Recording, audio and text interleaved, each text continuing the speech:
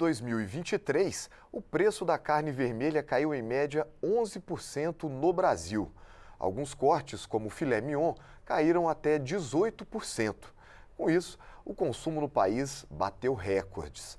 Mas, para o produtor rural, essa queda pode significar perda de rendimentos. O deputado Marcos Polon, do PL do Mato Grosso do Sul, é uma das vozes do agronegócio aqui na Câmara dos Deputados. E sobre esse assunto, ele conversa agora com a gente. Deputado, muito obrigado por participar mais uma vez aqui com a gente do programa Palavra Aberta. Antes da gente iniciar as gravações, o senhor estava me falando que esse dado que eu tenho, que é da FIPE, né, uma instituição nacional, não são exatamente os dados, o que o senhor está levando em consideração. O senhor acha que a carne brasileira, para o consumidor, não teve queda? Bom, Marcelo, primeiro é uma satisfação muito grande estar mais uma vez aqui com você e que os números destoam um pouco.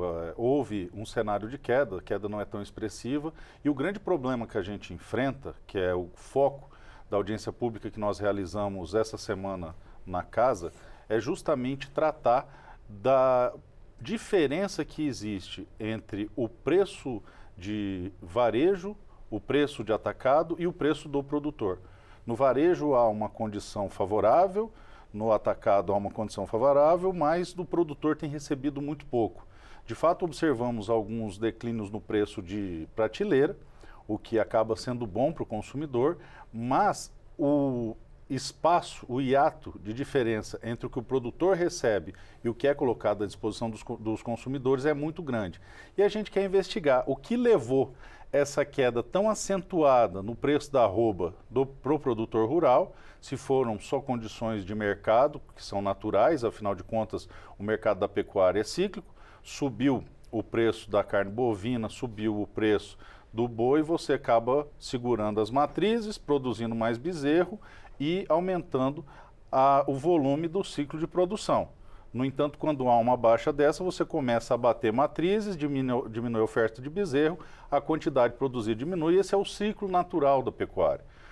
O que está acontecendo agora é que nós estamos achando atípicos o quanto caiu de preço. Isso aí tem assustado o segmento e alguns economistas de renome, alguns estudiosos e alguns produtores e entidades específicas têm tido a impressão de encontrar indícios de que há uma certa interferência de oligopólios na condução dessas quedas e desses preços, pois seriam artificiais. Nós ainda não temos elementos suficientes para poder afirmar e cravar que isso está acontecendo, mas a ideia da audiência pública é justamente jogar luz e ver se este movimento é o movimento comum do ciclo de produção da pecuária ou se há alguma interferência exterior. A base de atuação do senhor é Campo Grande. A gente sabe que o agro lá é muito forte, tem muito boi no Mato Grosso do Sul. Exato.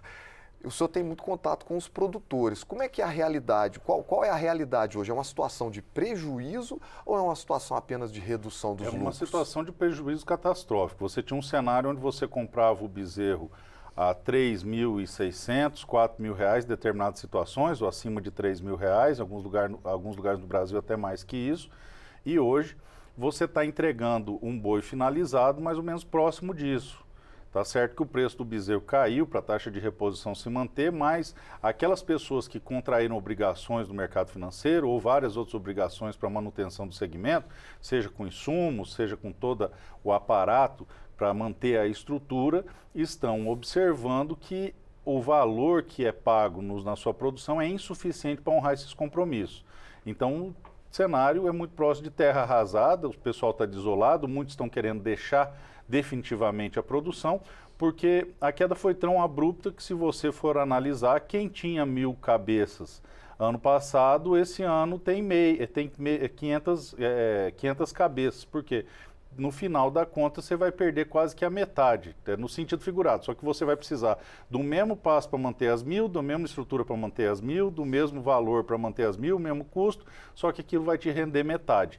É mais ou menos isso. O boi caiu metade para o produtor, mas para o consumidor final não chegou a 50% de queda. Não chega.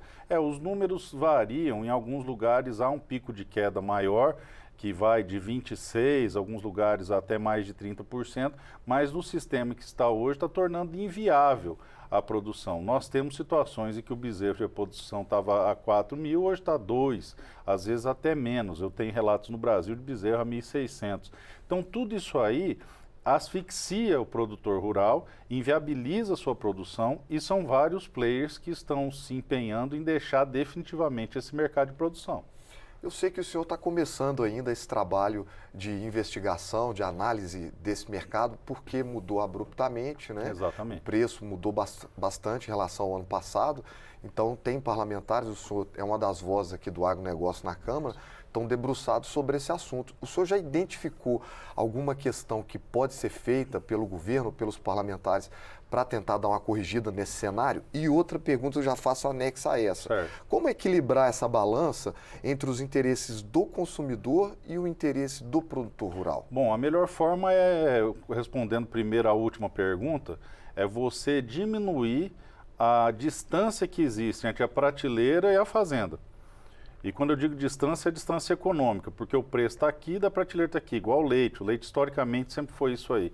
Então, quanto mais próximo tiver, através da criação de cooperativas e de frigoríficos, abatedouros pequenos e médios, você consegue diminuir o tamanho da extensão da cadeia. Não tem tanto atravessador e você não fica na mão dos oligopólios. O problema é que hoje todo o mercado de proteína bovina do Brasil praticamente se concentra em 2 players. E esses players estão sufocando todos os demais.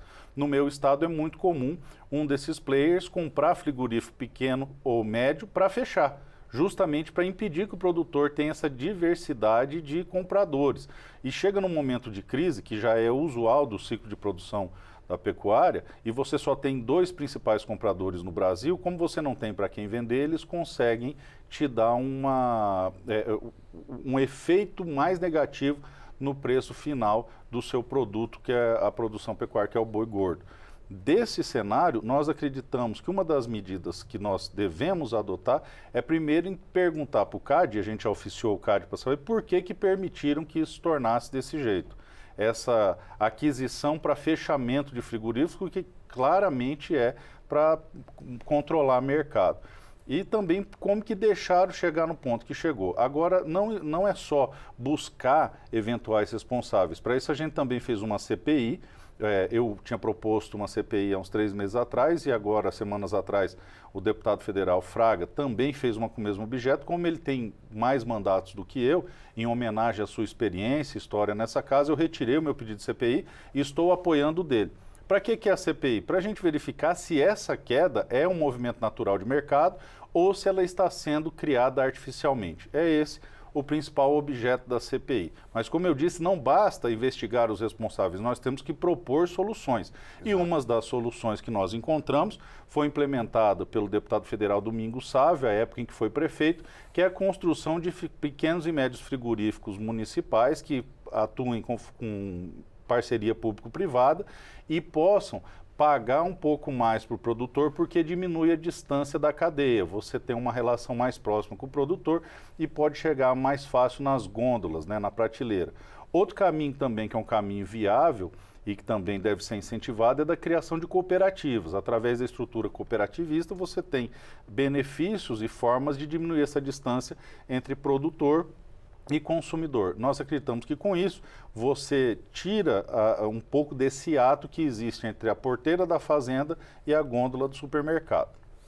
E a cadeia, porque quando a gente fala na produção da pecuária, não é só o boi no pasto, existe toda uma estrutura por trás de ração. Esse setor também está sendo muito impactado? Com certeza, todo o segmento está sentindo. Um dos setores que eu represento, que fortemente me auxiliou durante na minha campanha, e eu tenho um compromisso de atuar na defesa desse setor, porque é um setor extremamente estratégico no meu estado, que é a produção de semente de forrageira. Pra você ter uma ideia, Marcelo, o Brasil é o maior produtor de semente de forrageira do mundo. E o Mato Grosso do Sul é o maior produtor de semente de forrageira do Brasil. Então, o que acontece? Como você tem que reformar a sua pastagem para poder manter esse boi e ele não está rendendo, há queda na aquisição de insumos. E isso acaba gerando um efeito dominó que vai atacar todos os fornecedores de insumos, gerando inclusive uma baixa de preço da própria terra. Deputado, nosso programa está chegando ao final. Quero agradecer ao senhor por ter participado. Faltou a gente abordar várias questões. Acho que esse é um assunto complexo. importante. O Brasil é um dos polos de produção de carne mundial, um expoente muito forte, né? Nesse mercado mundial. E acho que a gente precisa ir mais fundo nesses assuntos. Eu já quero deixar um convite para que o senhor retorne em outra ocasião para a gente aprofundar essa discussão. Muito obrigado por participar do programa. Eu que agradeço a oportunidade e estou sempre à disposição. Eu conversei com o deputado Marcos Polon, do PL do Mato Grosso do Sul, sobre a queda no preço da carne e os prejuízos dos produtores rurais. Se você quiser compartilhar esta entrevista, basta acessar a página da Câmara dos Deputados na internet ou procurar pelo nosso canal no YouTube. Siga também as nossas redes sociais. Muito obrigado pela sua audiência e até a próxima.